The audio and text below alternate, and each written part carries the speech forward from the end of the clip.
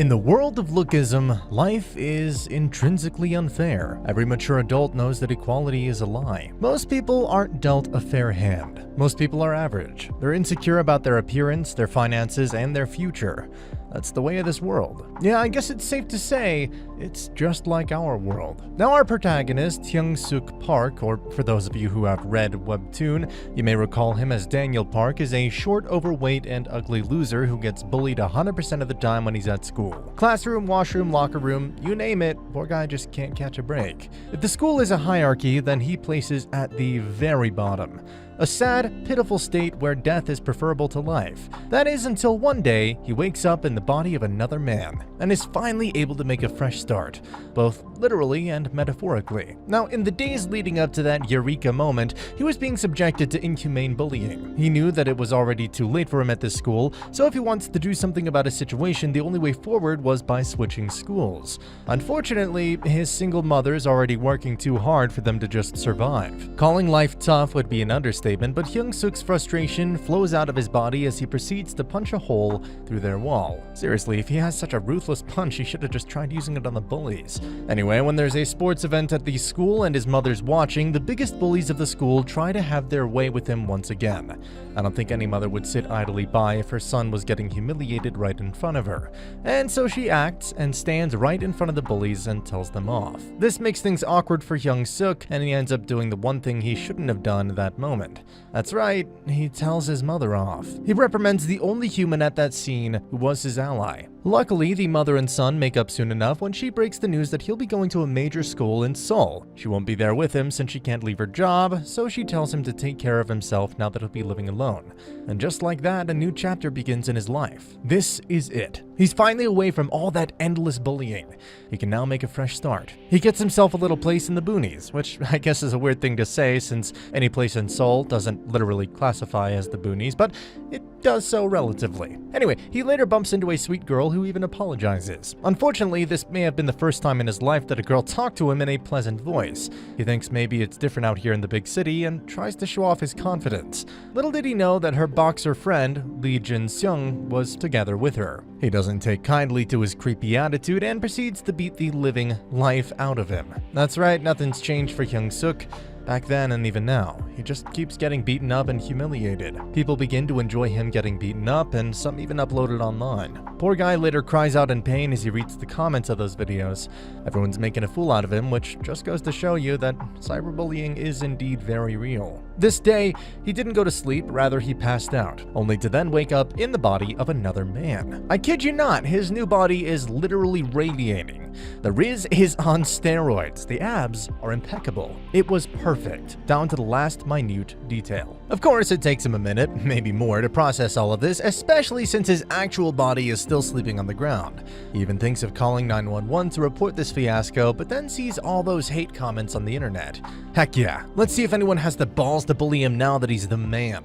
Conveniently, he had yet to go to his new school, which means it's time to start his life anew. Speaking of his new school, it's J1 Vocational High. Pretty much an elite school from what I've seen. So he shows up in his new body and immediately enters everyone's radar. The women cannot contain themselves. They're visibly drooling. How could they not? This guy now has infinite riz. He goes to take his seat. Surprisingly, it's not next to the window. No, there was already someone sitting on that seat, and it's that boxer guy who beat him up the other day. Ironically, both of them are wary of each other. He's still afraid because he's already gotten his ass kicked by that guy, while the other guy's frustrated because his female friend from that time also can't help herself from looking at Hyung-suk.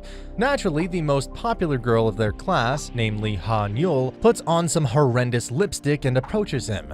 This does catch our boy off guard, since if there's anyone on the planet who isn't used to female interaction, it's him. But he surprisingly manages to keep himself from freaking out. Then, during lunchtime, she asks him about the reason why he decided to take up fashion as his major. He keeps it cool and says that it's because he's interested in fashion, which is actually a lie. Truth be told, he didn't have the luxury of choice considering his grades and all.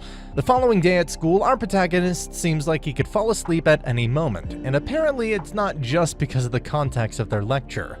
Yesterday, when he accidentally tripped over something and was about to fall, his body just instinctively moved moved according and did a somersault instead. This felt unreal, and so for the rest of the evening, he ran around the back alleys to try to see the limits of the body for himself. Seriously, his mobility, stamina, and strength are all phenomenal.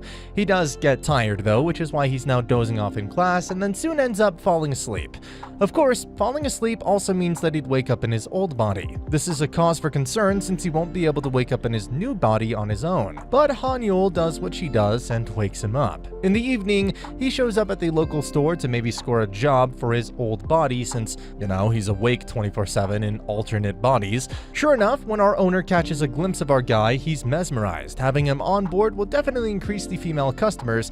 However, he tells the guy that the one doing the job will be his friend.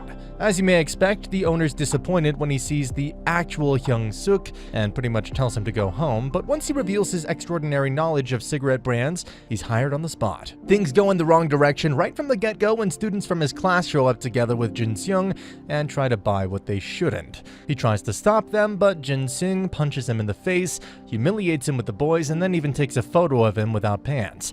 Not pleasant at all. And to add insult to injury, they laugh about it the next day at school, call him all sorts of slurs, and don't even spare his mother from their verbal abuse.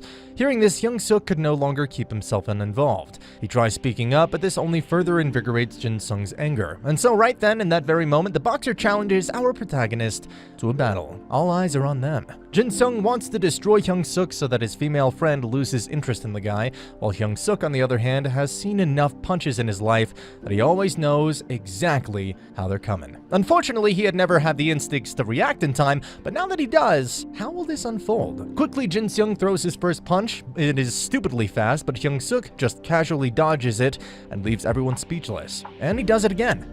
And again. When there's no room to dodge, he naturally blocks the punch. It's insane how much he manages to overwhelm Jin-seung just by dodging and blocking.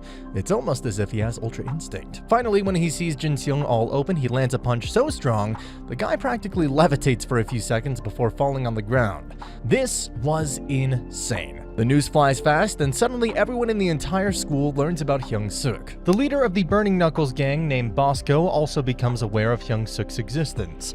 He looks like a terrifying dude, but when Hyung-suk's old body is getting bullied and extorted along with another boy named Jiho, Bosco shows up and completely horrifies those bullies. So, he's a good guy. He starts tearing up because he doesn't like it when weak people are oppressed or bullied. The following day at school, when everyone's at the cafeteria and Han-Yul is once again flirting with him, all the boys from the Burning Knuckles gang enter the cafeteria. Hyung-suk remembers what happened last night and how he and Jiho were saved by Bosco, so he calls out to him. But he doesn't know that Bosco has the wrong idea about him. Bosco then confronts and attempts to overwhelm Hyung-suk using his infamous Burning Knuckle grip that completely raises the temperature of the entire room. It's impossible for an ordinary man to break free from his grip, but this is Hyung-suk's new body. He manages to shake him off with just one hand. It looked like it was about to go down, but then the second in command of the Burning Knuckles gang, Byung-jae, intervenes and asks Bosco that they should leave. Now, it isn't what he said, it's how he said it that made all the difference. He basically said that it's out of his safety that they should leave, which just lights a fire on Hyung-suk's name. Just like that, he becomes even more of a badass in everyone's eyes. The three dudes who were messing with him and Jiho the previous day try inviting him for drinks. Han-Yul also shows up since Hyung-suk was coming, and then Jin-sung appears too. They try to get to know Hyung-suk a little better, and so they ask something in the lines of where he lives. He replies that he just lives with a friend, but that somehow causes a misunderstanding, which leads them to the conclusion that he lives with a dangerous criminal. Anyway, he knows that Jin-seung has some contempt for him, but it airs out when he states that he and Mira look like a couple. Still, when the three dudes talk about the video they recorded of Hyung-suk's other body fighting with Jiho, our protagonist gets mad. He grabs the phone and clenches it so hard, it's completely destroyed. He does pass out right after though, which means he wakes up in his other body. He runs all the way there to pick himself up. When asked about who he is, he says that he's Hyung-suk's friend. The others seem cool with him now. Jin-seung even shows him how to throw a punch before they part ways so that he doesn't get himself beaten up again. He tries it out with his old body before going home as well. Sadly, it just barely grazes the punching machine and doesn't feel quite right. Though after he leaves, Bosco notices that the section of the bag which was grazed is now torn apart. apart. This only increases Bosco's interest in him. Next morning, while Hyung-suk tries to start a friendship with Jiho, his mother visits his place. She doesn't particularly like the fact that her son is sleeping when he should be at school. When he finally returns in his new body, he introduces himself as her son's friend. She seems worried about her child and asks him if they can talk. Sure enough, he takes her to a Starbucks where they start getting plenty of looks from other customers. Apparently, the second in command of Burned Knuckles works there, but he quickly turns around. Now, his mother's taken aback by the unholy prices, so they just get themselves some coffee and sit down to talk. She asks about her son's situation at school, if he's still getting bullied or something. The tone of her voice could clearly indicate that she was genuinely worried. She then expresses her sadness on how she couldn't do anything to help her son when he was bullied previously. This is all, of course, rather melancholic for our boy as well, since he's literally the woman's son, just in another body. So he tries his best to reassure her that there's nothing to worry about. In fact, Hyung-suk is already making new friends. Coincidentally, Bosco overhears this conversation. He still sees handsome Hyung-suk as an enemy. So he concludes that this man is actually bullying the other guy all day, every day, and just lying to his mother. Then, before they part ways, she mentions how she's gotten herself a second job and gives him some money for her son. Once she leaves, Bosco immediately takes him to an empty lot. It's pretty obvious that neither of them understand each other's context, and so it comes down to punches really fast. Bosco lands a punch so strong, it puts a dent in the metal. Our protagonist knows that getting hit by a punch this strong may very well kill him, which leaves him no choice but to fight back, and once again, the superior athletic abilities of his new body shine in all their radiant glory when he knocks out the legendary Bosco with a spinning elbow. Incredible. Later, Bosco then appears at the convenience store where old Hyung-suk works and seemingly apologizes for not being able to get his money back. And then before he leaves, he also inspires him to train because, of course, he has that dog in him. That's how he managed to rip apart that punching bag after all. And so he starts with push-ups. Doesn't last very long, but an absolutely stunning lady notices him working out and decides to get him a protein drink. Honestly, what a wholesome lady, just making the world a better place. Enter Jae-yol, an enigmatic individual whom no one ever sees talk. Not only does he look 10 out of 10, but he's also filthy rich, which can be seen from his ridiculously expensive jewelry and attire. But when the guys try comparing Jae-yol's outfit to another hotshot, aka our main character, it's pretty easy to notice that his clothes are cheap and worn out. All the women are simply too blinded by his face and physique to notice his cheap clothes. Anyway, another student named Dae-kwa was getting bullied by a menacing dude named Ho-bin. Hyung-suk steps in and saves him for the time being. But Dae-kwa doesn't appreciate his superficial generosity at all.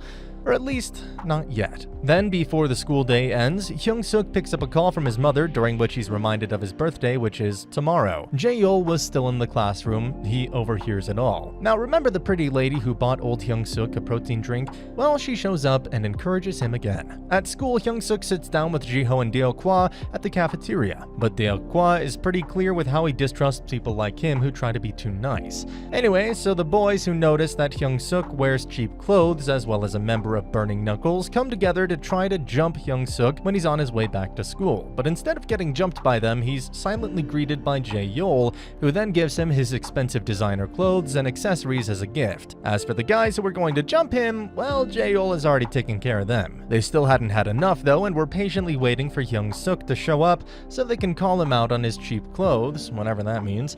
But of course, the next time they see Hyung-suk, he's fully tripped out from head to toe, and the girls can't stop talking about it. Following this, we see Dae-kwa and Ho-bin taking an audition. Unfortunately, Dae-kwa is told to go home before he could even share his voice, just because of his appearance. He wasn't even given the luxury of a performance. But he knows that this pain will only make his lyrics even stronger. Then he sees a poster of J1 High's talent show and decides to participate after another round of hardcore bullying. Later that day, when he finds his grandma at her noodle stall, Ho-bin and the others show up as well. His grandma thinks they're his friends and offers them food for free, and they just eat everything. All of it. This was a major blow to his grandma's business, but she still packs them something for later. Sadly, Dae-kwa sees from afar as these heartless people throw those bags in the garbage. People can be cruel sometimes, and this is not all that happened. They even spread false rumors about his grandma's stall. Then, when Ho-bin realizes that Dae-kwa is actually thinking of participating in the contest against him, he publicly reprimands and humiliates him in the cafeteria. But guess what? Hyung-suk, Jae-yeol, and even Bosco, they all walk in and appear in front of Hobin, leaving him with no choice but to suck it up and bail. The next day, Hyung-suk greets Deokwa outside of school and presents his application for the contest. It was ripped in half, but he'd already taped it, so everything's cool. However, Deokwa doesn't trust him. He thinks that the only reason Hyung-suk is being nice to him is to try and play some sort of Gary Stu character. He also states that he strives to be just like Eminem, who also came from a sad and humble beginning, which is why all this pain and suffering will make his songs even better. Unfortunately, when Hobin later sees him writing lyrics for the contest, he beats him up and rips them apart. Seriously, the lookism is unreal in this series. He was lying on the ground when he overhears someone singing with a genuinely gratifying voice. He runs all the way up to the source of the voice and finds Hyung-suk just singing his melody. This was it. Deokwa had heard enough. He now wanted Hyung-suk to be his partner at the contest. Hyung-suk then later meets Deokwa at his place. The guy is rather nervous, wondering if Hyung-suk may look down on him more because of his rundown place, but since Hyung-suk is no different, it doesn't take them long to become good buddies. They start working on their game, and Deokwa says something which really strikes a chord with Hyung-suk. He says that with Hyung-suk singing and his rapping, they'll surprise everyone. When Hyung-suk is on his way back, he meets Deokwa's grandma, who asks him if he'd like something to eat, but he respectfully declines, not because he wasn't hungry, but because he didn't want to hurt her business. Meanwhile, Hobin was also planning his game. A world-class songwriter wrote the song for him. He seems just as ready as Hyung-suk and Dae-hwa to take everyone off guard. One night, old Hyung-suk tries practicing the singing while still working at the convenience store. That pleasant lady overhears him this time, and she rewards him with a kiss. Throat lozenge. This helps him practice harder, and Deokwa is pleased with his progress. Hobin, on the other hand, doesn't like what he's seeing, so he pulls Deokwa and Jiho to the back alley and just beats them up. He finds them annoying for even trying to compete with him. Later, old Hyung-suk, Deokwa, and Jiho all sit together in solemn silence. But when Deokwa and Jiho mention how Hyung-suk joined the school, things started getting better. They're overheard by Bosco. He's surprised since he thought of him as the enemy. Bosco instantly asks if what they said is true, and they affirm.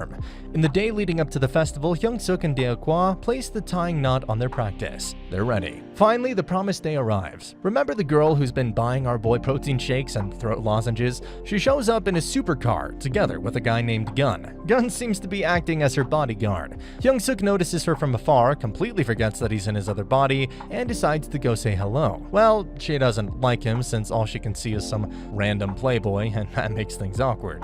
Gun then grabs Hyung-suk's arm with immense grip strength, but he manages to shake it off. Though Gun was no ordinary cookie, he then lands a kick so unusual that even Hyung-suk in his new body fell down on his knees. Conveniently, Bosco shows up. This time he's here to back up Hyung-suk as a friend. Gun couldn't care less. He lands a hard punch on Bosco's face, but not only does Bosco manage to bear the weight of it, the killer look in his eyes remains unfazed. He then asks Gun to take off his glasses because he doesn't fight nerds. Nah, just kidding. It's just a personal rule where he doesn't fight people with glasses. Then when Gun takes them off, his eyes are revealed to be jet black. Just who the hell is he? This could have gotten ugly, but the nice lady asks Gun to stop because they were leaving. Following this, Bosco offers Hyung-suk some milk as a token of their new friendship, but because the contest had already begun, he had to go. Once there, Jae-yeol gives them nice clothes, while Hobin and his band gives their performance. They're stupidly good too, but as Hobin and his band returns backstage, he punches Deokwa in the gut for no reason at all. Hyung-suk wants to get back at him, but Deokwa reassures him they'll get their revenge on stage. Alright, so both of them show up on the stage. Comments are made about the difference in appearance of the two stars, but Deokwa doesn't care. He just picks up the mic and rolls with it, even though Hyung-suk at this moment has started getting stage fright. Deokwa's boldness spreads over to Hyung-suk, and the two of them let it all out. Their lives thus far, everything the world had thrown at them, their unpleasant upbringing, they let it all out through their song. Everyone's genuinely impressed. Bosco looks like he's about to tear up, but all of them burst into cheers and meet the vibe. The director, who had Hobin's back, was impressed as well, so he walks up to the two of them, but unfortunately Hyung-suk is the only one he's interested in. Hyung-suk himself doesn't care though, especially since his friend wasn't considered. Later, Deokwa, Jiho, and old Hyung-suk sit together in the darkness to find comfort in each other's homey energy. They watch the video of the song, and while Deokwa wasn't considered, he is pleased with himself and with their performance. And that's pretty much it for the story of this anime adaptation. However, the video was also seen by an unusual DJ as well as the nice lady. Apparently, she has a goofy separate body as well. All I'd say is that, for better or worse, Youngsuk's new life has only just begun. So if you'd enjoyed this summary, you should definitely be thinking about checking out the webtoon. And that's the end of the video. As always, if you liked what you saw, subscribe to the channel. I'll be uploading a lot of videos just like this, so I'll see you at the next one.